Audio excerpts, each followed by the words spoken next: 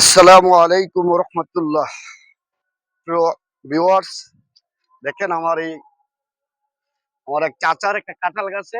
হ্যাঁ, আলহামদুলিল্লাহ।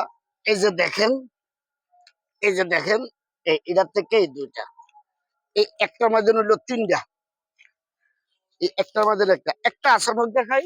এদিকে আসো, এদিকে এদিকে আসো।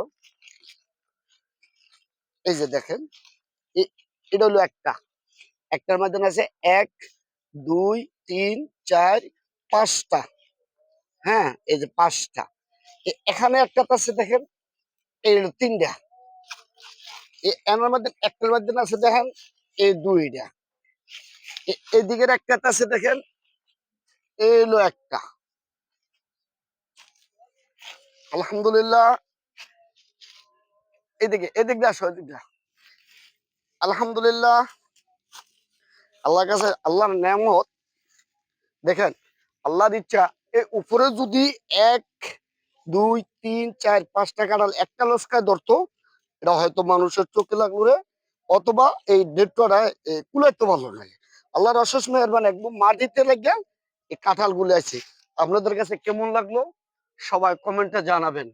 এই নেয়ামত আল্লাহর, মানুষের রিজিক আল্লাহ কিভাবে দেয় দেখেন।